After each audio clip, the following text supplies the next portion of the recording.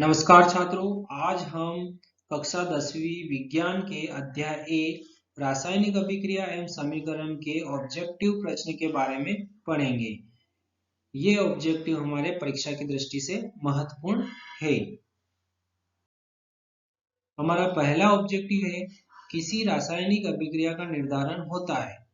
किसी रासायनिक अभिक्रिया का निर्धारण होता है अवस्था में परिवर्तन, रंग में परिवर्तन, तापमान में परिवर्तन या उपरोक्त सभी।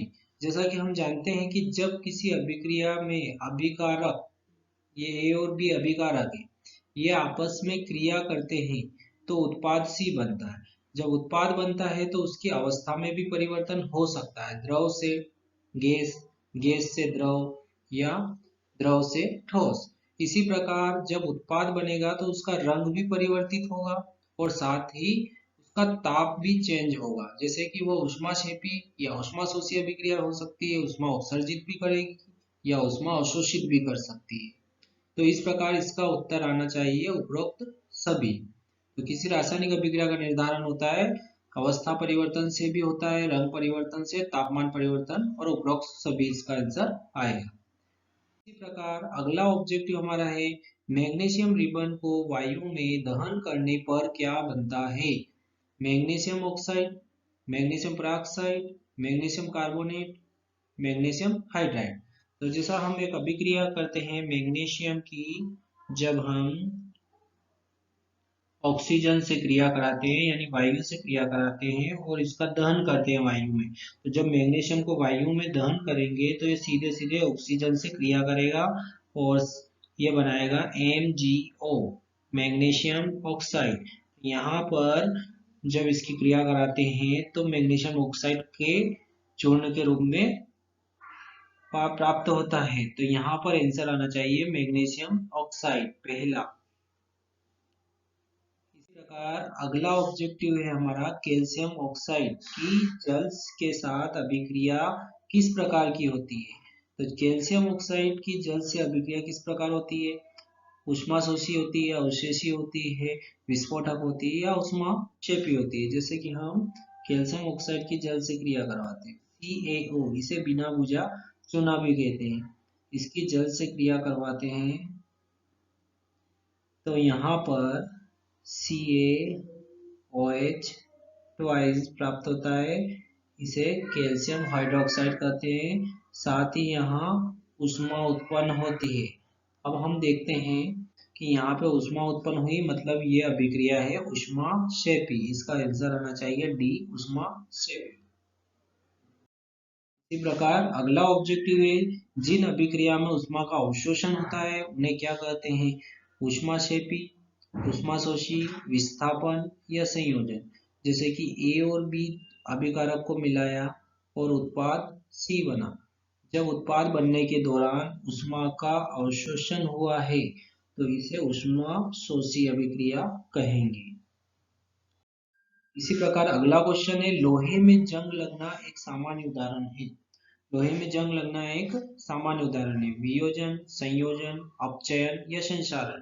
तो जब लोहे पर जंग लगता है, लोहे पर भूरे रंग की परत बन जाती है ऑक्सीजन ऑक्साइड की, तो यह एक अभिक्रिया होना चाहिए संक्षारण, क्योंकि लोहे का यहाँ पर क्षरण हो रहा है, खराब हो रहा है। अगला ऑब्जेक्टिव है, वे अभिक्रिया जिसमें ऊर्जा मुक्त होती है या उत्सर्जित होती है उन्हें क्या कहते हैं, ऊष्माशोषी, ऊष्माक्षेपी, विस्थापन या अपचयन। जब अभिक्रिया में ऊष्मा उत्सर्जित होगी, जब अभिकारक को मिलाएंगे और उत्पाद बनने के दौरान पात्र गर्म हो जाएगा तो वहां पे ऊष्मा का उत्सर्जन होगा और उसे हम ऊष्माक्षेपी अभिक्रिया कहेंगे। हमारा अगला प्रश्न है, श्वसन एक रिक्त स्थान अभिक्रिया है, ऊष्माशोषी, ऊष्माक्षेपी, विस्थापन या अपचयन। यहाँ पर हम देखते हैं कि श्वसन के दौरान हम ऑक्सीजन गैस को लेते हैं और यह ऑक्सीजन जो है ग्लूकोज C6H12O6 का क्या करती है, ऑक्सीकरण करती है यानी श्वसन करती है।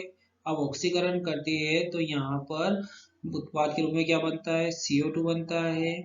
CO2 के बाद जल बनता है और साथ ही ऊर्जा बनती है। उस ऊर्जा का उपयोग हम शरीर के वृद्धि विकास में करते हैं। तो यहाँ पर ऊर्जा बन रही है, इसलिए इस अभिक्रिया को हम क्या कहेंगे? ऊष्माक्षेपी, यानी श्वसन एक ऊष्माक्षेपी अभिक्रिया है।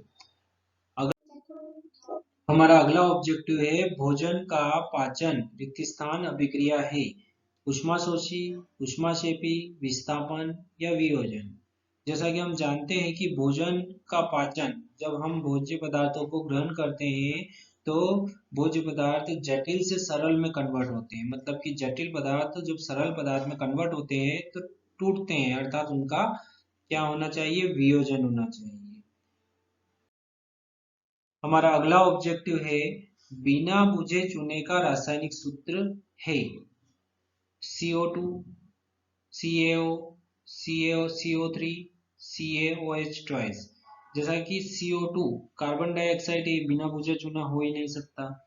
अब हमने कुछ ऑब्जेक्टिव में बिना बुझे चूने का सूत्र भी पढ़ा था, इसमें आंसर आना चाहिए CaO, कैल्शियम ऑक्साइड।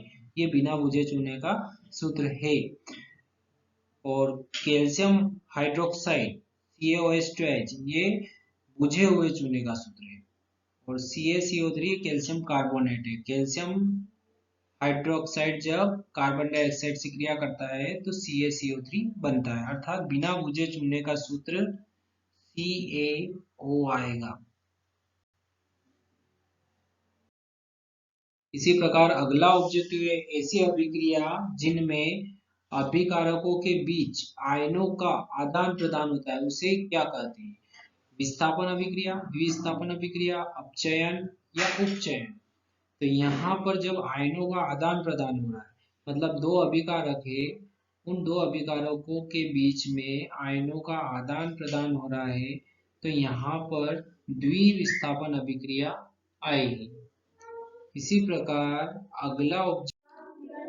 अगला ऑब्जेक्टिव है हमारा शुद्ध जल का पीएच होता है। शुद्ध जल का पीएच होता है 6, 8, 9, 7। जैसा कि हम जानते हैं कि पीएच स्केल में 7 जो है वह उदासीन है, 7 उदासीन है। 7 से कम की बात करें तो 7 से कम अम्ल होता है और 7 से ज्यादा क्षार होता है। तो यहाँ पर 6 अम्लीय है, 8 क्षारीय है, 9 क्षारीय है और 7 उदासीन है। तो शुद्ध जल का पीएच जो आएगा वह 7 है।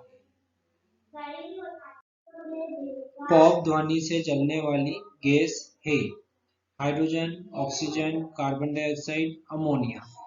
तो यहाँ पर ज्वलनशील गैस जो है वह हाइड्रोजन है, इसलिए हाइड्रोजन गैस जो है पॉप ध्वनि के साथ जलेगी। यहाँ पर ऑक्सीजन जो है जलने में सहायता करती है लेकिन पॉप ध्वनि नहीं आती है। कार्बन डाइऑक्साइड किसी भी आग को बुझा सकती है, अमोनिया नहीं जलती है। तो इस प्रकार हाइड्रोजन गैस ज्वलनशील गैस है जो पॉप ध्वनि के साथ जलेगी। इसके बाद अगला ऑब्जेक्टिव है हमारे शरीर में कोशिकीय स्तर का दहन कहलाता है। कोशिकीय स्तर का दहन क्या होना चाहिए? उत्सर्जन, पाचन, श्वसन या उपयुक्त सभी। तो उत्सर्जन दहन हो नहीं सकता, पाचन नहीं हो सकता, यहाँ पर कोशिकीय स्तर का दहन श्वसन आएगा। लंबे समय तक सेवन न करने पर सूखे मेवों के सड़ने का कारण है। जब सूखे मेवे जो है या कोई खाद्य सामग्री है जो वसा युक्त है वह क्यों सड़ने लगता है? तो लंबे समय तक उसे हम रखते हैं तो वो ऑक्सीकरण होने लगता है उसका, और ऑक्सीकरण के कारण वो सड़ने लगता है, उसमें विकृत गंधिता हो जाती है। तो इसका अर्थ आएगा विकृत गंधिता। हाइड्रोजन का योग और ऑक्सीजन का ह्रास क्रिया है ऐसी अभिक्रिया जिसमें हाइड्रोजन का तो योग होता है और ऑक्सीजन का जो है वो ह्रास होता है, तो इसे हम अपचयन अभिक्रिया कहेंगे। इसी प्रकार अगला ऑब्जेक्टिव है हाइड्रोजन का ह्रास और ऑक्सीजन का योग क्रिया है।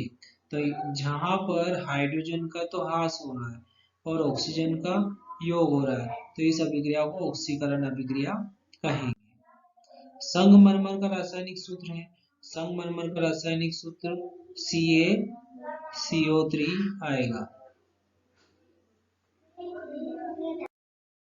लोहे की वस्तुओं को रिक्त स्थान से बचाने पर पेंट किया जाता है। तो लोहे की वस्तु जिस पर जंग लगता है और जंग को से बचाने के लिए उस पर हम क्या करते हैं, पेंट करते हैं। धन्यवाद छात्रों। और अधिक ऑब्जेक्टिव पढ़ने के लिए और साथ ही अध्याय संबंधी शॉर्ट नोट्स पढ़ने के लिए हमारे चैनल को लाइक, सब्सक्राइब और शेयर जरूर करें, ताकि हम अधिक से अधिक ऑब्जेक्टिव और शॉर्ट नोट्स पढ़ सकें।